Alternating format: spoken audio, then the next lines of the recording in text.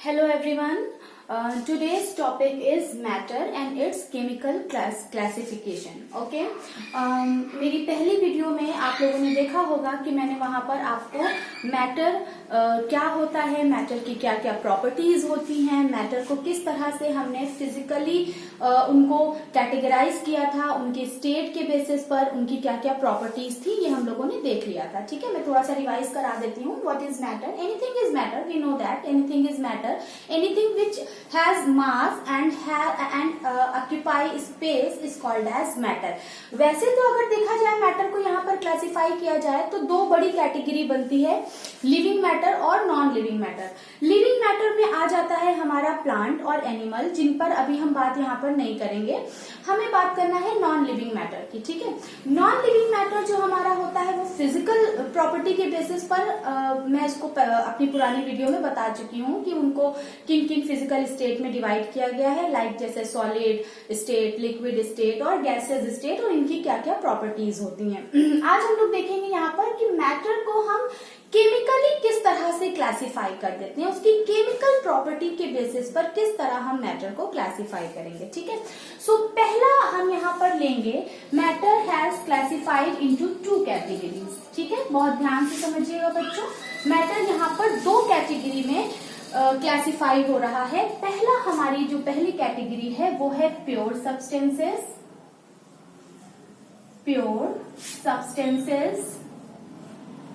Okay, पहली हमारी category है pure substances and the second category is impure substances. ठीक है, आप इम्प्योर सब्सटेंसेस कह लीजिए या फिर आप उसे मिक्सचर भी कह सकते हैं. ठीक है, तो अगर आप लोगों को याद आ रहा होगा तो ये जो हमारा चैप्टर है वो बेसिकली बेस्ड है एलिमेंट, कंपाउंड एंड मिक्सचर पर. ठीक है, हम लोग एक एक करके यहाँ पर एलिमेंट, कंपाउंड और मिक्सचर की प्रॉपर्टी भी देखने वाले हैं.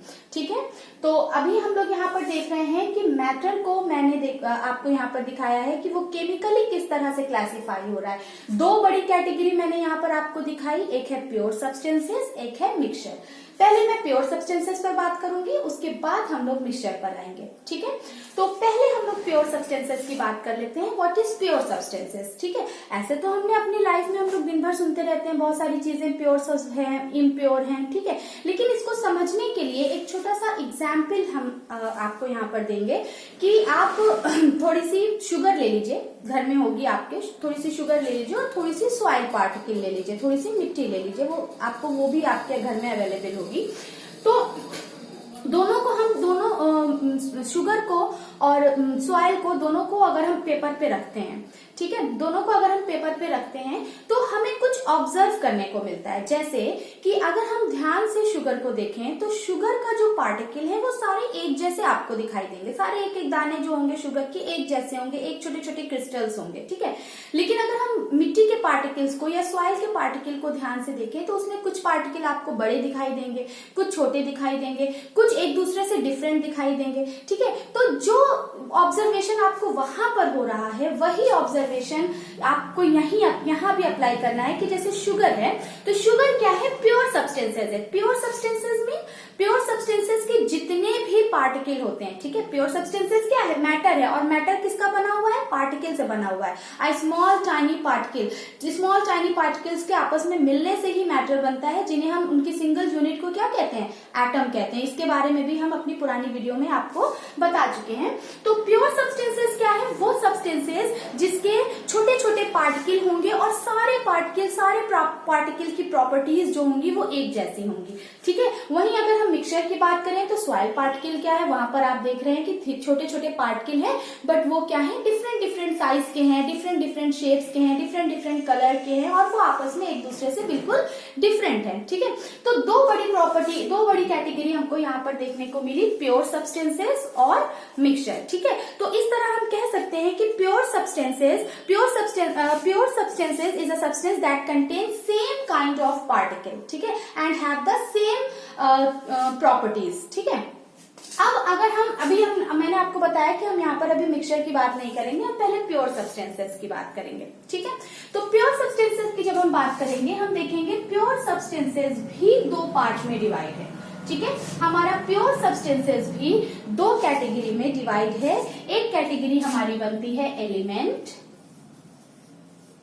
एलिमेंट और दूसरी कैटेगरी बनती है कंपाउंड, ठीक है। अब ये क्या है, ठीक है, एलिमेंट एंड कंपाउंड। एलिमेंट क्या है देखिए, जितने भी छोटे छोटे एटम्स होते हैं वो आपस में मिलकर क्या बनाते हैं, एलिमेंट बनाते हैं। हमारे नेचर में, हमारे एनवायरनमेंट में ऐसे बहुत सारे एलिमेंट मिलते हैं, like oxygen, carbon, gold, silver, nitrogen, इस तरह के 118 एलिमेंट्स हमारे एनवायरनमेंट में प्रेजेंट हैं जो कि प्योर सब्सटेंसेस हैं, ठीक है। फॉर एग्जाम्पल अगर मैं आयरन की बात करूं, आयरन का एक टुकड़ा अगर हम लें तो आयरन के एक टुकड़े में हमें क्या देखने को मिलेगा कि ये आयरन का टुकड़ा है तो ये छोटे छोटे एटम से मिलकर बना होगा। ये छोटे छोटे एटम्स जो होंगे वो आपस में सिमिलर होंगे, आइडेंटिकल होंगे और सेम प्रॉपर्टीज वाले होंगे, ठीक है।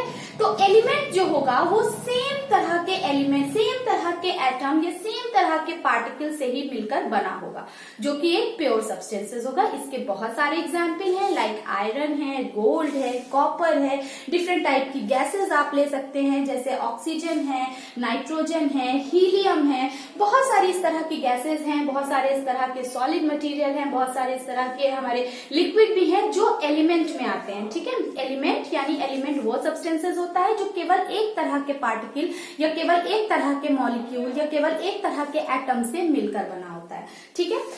वहीं पर अगर हम कंपाउंड की बात करते हैं तो कंपाउंड में क्या होता है कि कंपाउंड में दो या दो से ज्यादा एलिमेंट को जब हम एक फिक्स रेशियो में मिला देते हैं, ठीक है, बहुत ध्यान से सुनिएगा, दो या दो से ज्यादा एलिमेंट को अगर हम एक फिक्स रेशियो में मिला दें तो वो क्या कहलाएगा, कंपाउंड कहलाएगा, ठीक है। यहाँ पर क्या है, यहाँ पर एग्जाम्पल में मैंने क्या आपको बताया, हाइड्रोजन हो गया, कार्बन हो गया, नाइट्रोजन हो गया, ऑक्सीजन हो गया। अब इसी तरह के कई एलिमेंट आपस में अगर हम उन्हें फिक्स रेशियो में, मैं बार बार फिक्स रेशियो पर जोर दे रही हूँ क्योंकि अगर आप फिक्स रेशियो में नहीं मिलाएंगे तो कंपाउंड नहीं बनेगा। क्या बनेगा ये भी बता दूंगी। तो फिक्स रेशियो में जब आप मिलाएंगे तो वो बनके तैयार होगा कंपाउंड। फॉर एग्जाम्पल वाटर, ठीक है, वाटर से हम अच्छे से फेमिलियर हैं, वाटर का फॉर्मूला भी हम जानते हैं H2O। यहाँ पर हमने देखा कि एक एलिमेंट है हाइड्रोजन, ठीक है, एक एलिमेंट है हमारा हाइड्रोजन और दूसरा एलिमेंट है हमारा ऑक्सीजन, ठीक है।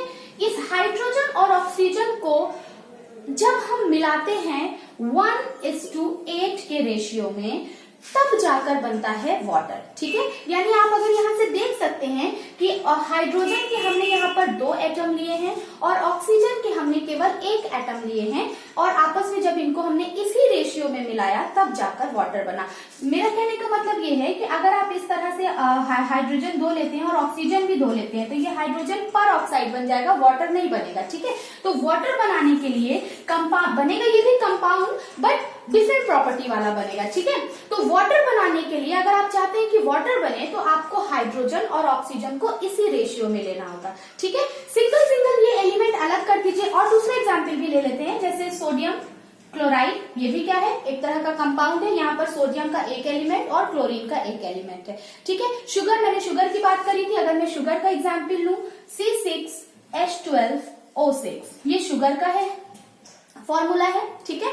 यहाँ पर हम देख रहे हैं कार्बन के 6 एटम हमने लिए हैं, हाइड्रोजन के हमने 12 एटम्स लिए हैं और ऑक्सीजन के हमने 6 एटम्स लिए हैं, तब जाकर हमारा शुगर का एक मॉलिक्यूल बनके तैयार हुआ and that is the compound, ठीक है। ये रेशियो बिगड़ जाएगा तो कोई और कंपाउंड बन जाएगा पर शुगर की प्रॉपर्टी वाला कंपाउंड नहीं बनेगा, ठीक है। इन एलिमेंट्स को जब हम अलग कर देते हैं, सिंगल कर देते हैं, मान लीजिए मैंने कार्बन अलग कर दिया, हाइड्रोजन अलग कर दिया, ऑक्सीजन अलग कर दिया, यहाँ से मैंने सोडियम अलग कर दिया, यहाँ से मैंने क्लोरीन अलग कर दिया, तो जब मैं इन सारे एलिमेंट्स को सेपरेट कर दे रही हूँ तो वो क्या कहला रहा है, एलिमेंट कहला रहा है, ठीक है। इन एलिमेंट को 2 या 2 से ज्यादा एलिमेंट को आपस में फिक्स रेशियो में मिला दे रहे हैं तो क्या बन के तैयार हो जा रहा है, कंपाउंड तैयार हो जा रहा है, ठीक है। तो यहाँ पर हमने एलिमेंट समझ लिया क्या है, कंपाउंड समझ लिया क्या है, ठीक है।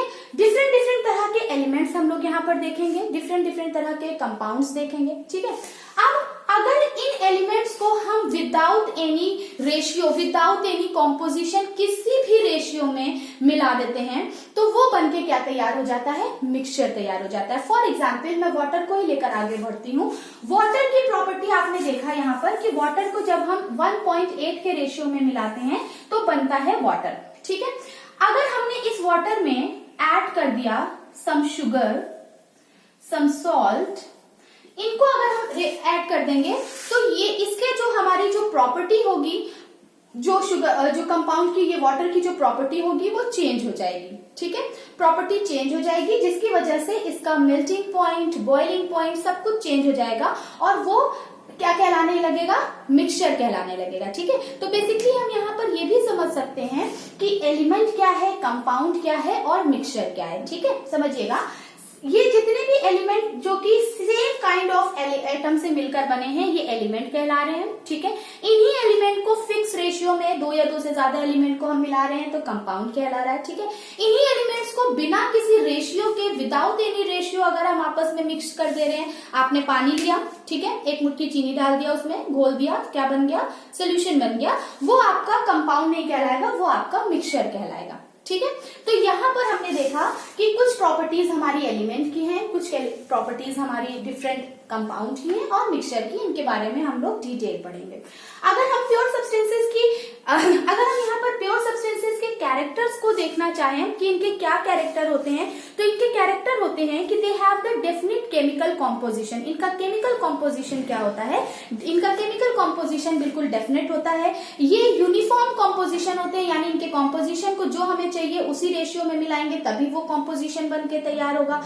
कोई भी प्योर सब्सटेंसेस होगा उसका अपना फिक्स मेल्टिंग पॉइंट होगा, फिक्स बॉइलिंग पॉइंट होगा, फिक्स फ्रीजिंग पॉइंट होगा, ठीक है। लेकिन इन सारी प्रॉपर्टी से बिल्कुल डिफरेंट क्या होता है, हमारा मिक्सचर होता है, जिस पर हम लोग बाद में बात करेंगे। अगर हम एलिमेंट की यहाँ पर बात करते हैं तो आगे फर्दर इस कैटेगरी को, इस क्लासिफिकेशन को अगर हम आगे बढ़ाते हैं तो एलिमेंट को भी हम फर्दर डिवाइड करते हैं, जिनकी प्रॉपर्टीज के बारे में हमें यहाँ पर देखना है, ठीक है। एलिमेंट को आगे हम डिवाइड करते हैं मेटल में, ठीक है। मेटल, जितने भी हमारे सॉलिड एलिमेंट होते हैं वो एक्सेप्ट मरकरी को छोड़कर वो मेटल कहलाते हैं। मेटल की अपनी प्रॉपर्टीज होती हैं, ठीक है। दूसरी कैटेगरी हमारी यहाँ पर बनके तैयार होती है नॉन मेटल, ठीक है। नॉन मेटल जो कि मेटल से बिल्कुल डिफरेंट होगी, ठीक है।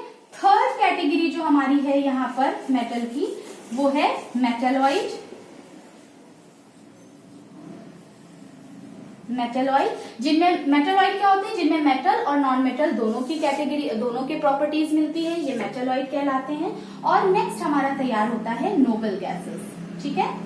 नोबल गैसेस जो अनरिएक्टिव गैसेस होती हैं पीरियोडिक टेबल में, उस पर भी हम लोग यहाँ पर बात करेंगे। तो बेसिकली यहाँ पर हमने देखा कि मैटर को केमिकली किस तरह से क्लासिफाई किया जाता है, ठीक है। मैटर को क्लासिफाई किया गया है प्योर सब्सटेंसेस में और मिक्सचर में। प्योर सब्सटेंसेस क्या होते हैं, जो स्पेशल टाइप के, यूनिक टाइप के, सेम टाइप के एलिमेंट से मिलकर बने होते हैं, ठीक है, जिनको हमने फर्दर डिवाइड किया है एलिमेंट और कंपाउंड में। सिंगल के जो प्रॉपर्टीज वाले होते हैं ये एलिमेंट कहलाते हैं और इन्हीं एलिमेंट को जब हम फिक्स रेशियो में मिला देते हैं तो वो कंपाउंड कहलाता है, ठीक है।